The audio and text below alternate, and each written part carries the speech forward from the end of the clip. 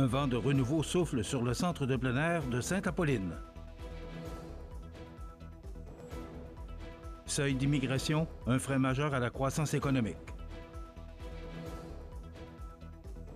Montmagny forme ses pompiers pour les interventions nautiques d'urgence.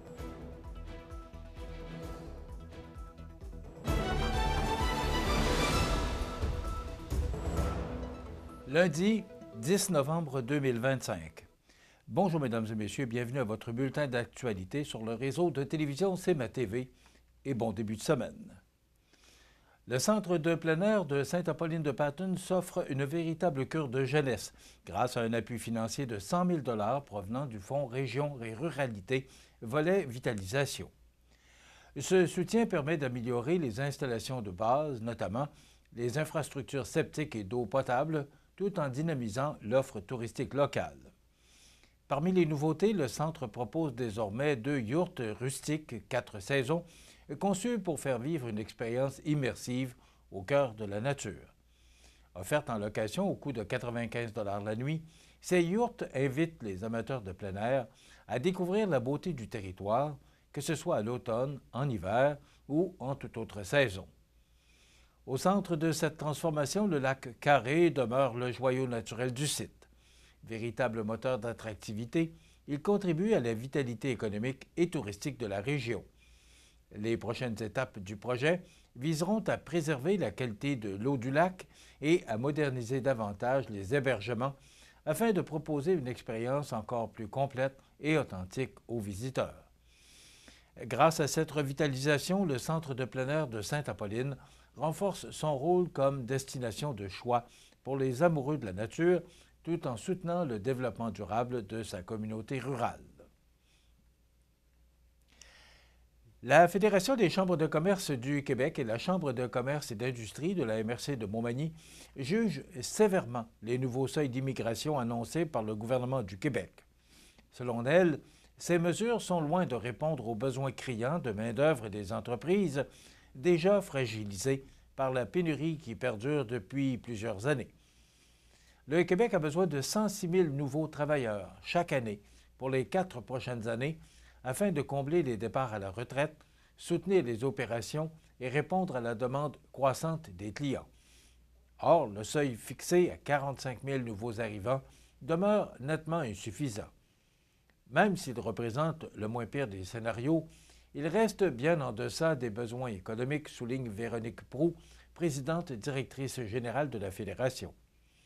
Elle ajoute qu'il sera très difficile de réaliser les grands projets d'infrastructure et de faire croître notre économie régionale sans travailleurs qualifiés en nombre suffisant. Du côté de Montmagny, la Chambre de commerce locale partage ces inquiétudes. Dans notre région, plusieurs entreprises fonctionnent déjà à pleine capacité, malgré des postes vacants permanents. Réduire les seuils d'immigration, c'est freiner leur croissance et menacer la vitalité économique de nos communautés, affirme Jean-François Ritt, président de la Chambre de commerce magny-montoise. Il rappelle que l'immigration, bien encadrée, constitue un levier essentiel pour la relève et la prospérité régionale. Les deux organismes déplorent également la fin du programme de l'expérience québécois, le PEQ, qui offrait stabilité et prévisibilité aux employeurs comme aux immigrants souhaitant s'établir durablement au Québec. Selon eux, cette abolition prive les entreprises d'un outil concret pour planifier leurs besoins en ressources humaines. Enfin, la Fédération et la Chambre de commerce de Montmagny soulignent que le gouvernement n'a pas démontré, chiffre à l'appui, la véritable capacité d'accueil du Québec. Elles appellent à un plan structuré, incluant la construction de nouveaux logements et de mesures d'intégration renforcées afin de soutenir une immigration adaptée aux réalités économiques régionales. Montmagny forme ses pompiers pour les interventions nautiques d'urgence. Tous les détails après la pause. C'est à travers le respect et le besoin de faire plus pour les familles en deuil et l'expérience qui s'est transmise de père en fils que la Maison funéraire Laurent Normand a su au fil du temps se bâtir une réputation de confiance. La Maison funéraire Laurent Normand à Montmagny. Laissez-nous vous accompagner.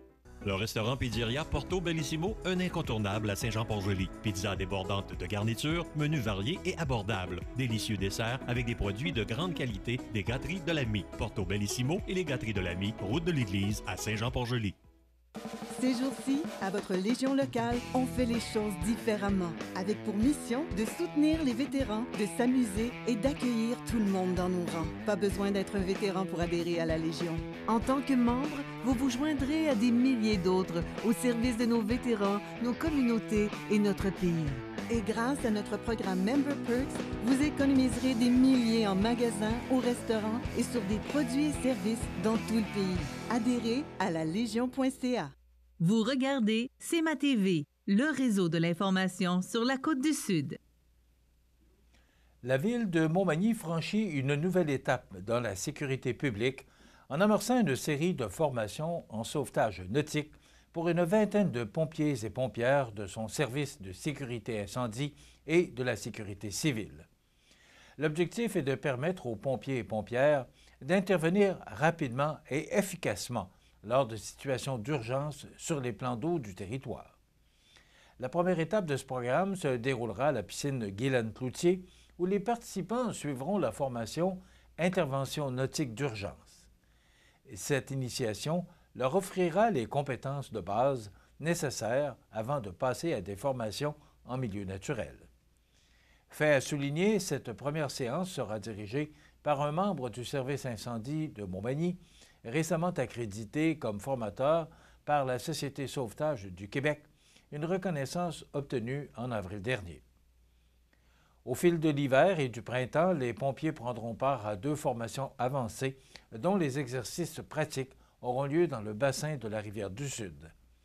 La Ville informera la population à l'avance afin d'éviter toute inquiétude ou confusion lors de ces simulations. Ces formations spécialisées seront dispensées par des entreprises reconnues par l'École nationale des pompiers du Québec. En lançant ce parcours perfectionnement, Montmagny démontre sa volonté de renforcer la sécurité de ses citoyens tout en suivant les nouvelles orientations provinciales en matière de sauvetage nautique. Cette initiative s'inscrit également dans la continuité de la réflexion stratégique 2020-2025 de la municipalité, confirmant son engagement à offrir un service incendie toujours plus compétent et préparé face aux réalités du terrain. Une nouvelle étape vient d'être franchie pour améliorer l'accès aux soins de santé dans la région de Chaudière-Appalaches. Depuis le 6 octobre dernier, une clinique d'infirmières praticiennes spécialisées, mieux connue sous le nom d'IPS, a officiellement amorcé ses activités. 7 professionnels se partageront les services dans 3 CLSC, dont Laurier-Station dans Lotbinière, Saint-Lazare dans Bellechasse et Saint-Romuald. Ces infirmières de haut niveau offriront un suivi médical complet à la population, notamment aux personnes sans médecin de famille. Depuis avril 2024, les infirmières praticiennes spécialisées ont le pouvoir d'inscrire directement des patients au guichet d'accès à la première ligne, ce qui représente un pas majeur vers un système de santé plus accessible. Le ministre de la Santé, Christian Dubé, salue cette initiative qui, selon lui, rend le réseau plus efficace et centré sur le patient. De son côté, Bernard Drainville, ministre responsable de la région Chaudière-Appalaches, estime que cette nouvelle clinique renforce la première ligne et permet aux citoyens de recevoir des soins de qualité près de chez eux. Même son de cloche du côté des députés Stéphanie Lachance, et Isabelle Lecourt, qui voient dans ce projet une réponse concrète aux besoins liés au vieillissement de la population et à la pression sur les urgences.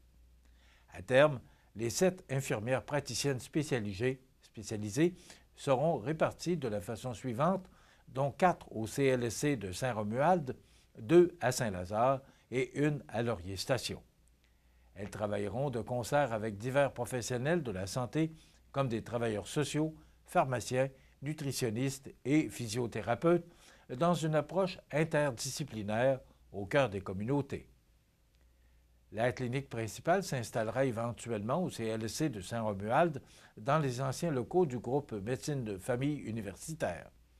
Ce projet s'inscrit dans la volonté du gouvernement du Québec d'ouvrir 23 cliniques publiques d'infirmières praticiennes spécialisées d'ici 2028 afin d'offrir à tous des soins de proximité plus humains et rapides, un changement bienvenu pour les citoyens de Bellechasse, du Grand-Lévis et de Lotbinière. Le gouvernement du Québec confirme un soutien majeur pour renforcer l'économie touristique de la Chaudière-Appalaches. En effet, la ministre du Tourisme, Amélie Dionne, en collaboration avec Tourisme Chaudière-Appalaches, a annoncé la reconduction de l'entente de partenariat régional et de transformation numérique en tourisme pour les années 2025 à 2027. Cette entente permettra d'injecter un total de 890 000 $ dans le développement touristique régional. Le ministère du Tourisme versera 490 000 $ et Tourisme Chaudière-Appalaches bonifiera cette enveloppe de 400 000 $. Ces sommes visent à moderniser, structurer et diversifier l'offre touristique tout en soutenant des initiatives qui favorisent une approche durable et responsable du développement économique. Les projets admissibles pourront toucher plusieurs volets, dont les attraits et activités touristiques, l'hébergement, les festivals et événements, les études et services conseils, ainsi que le développement numérique. Un appel de projet sera lancé prochainement par Tourisme Chaudière-Appalaches et les détails seront publiés sur son site Web. Le président de Tourisme Chaudière-Appalaches, Jean-François Lachance, a pour sa part rappelé que plus de 960 entreprises et 16 600 emplois dépendent de cette industrie dans la région. En 2024, les retombées économiques du secteur touristique ont atteint près de 569 millions de dollars, confirmant son importance stratégique pour l'économie locale. Cet investissement s'inscrit dans un programme provincial de 24 millions de dollars destiné à soutenir les 21 régions touristiques du Québec dans leur développement jusqu'en 2027.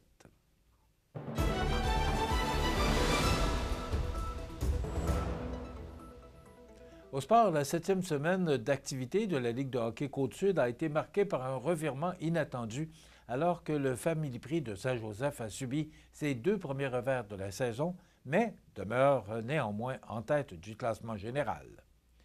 Vendredi, au centre Frameco de Saint-Joseph, les locaux ont plié les chines 6-5 en prolongation face au Plastic Mort de Saint-Damien.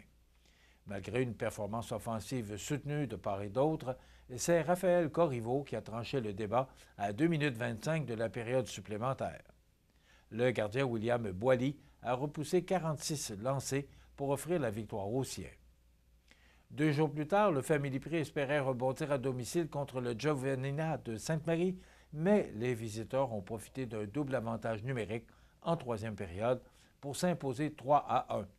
Nicolas Letourneau et William Dumont ont inscrit les buts victorieux alors que le gardien Jamison Lagrange a été solide devant 35 tirs. Ailleurs dans la Ligue, le Pavage Jéricho de Saint-Jean-Port-Joli a dominé le décor Mercier de Montmagny 5-1, Zachary Dumas menant l'offensive avec 1 but et 2 aides.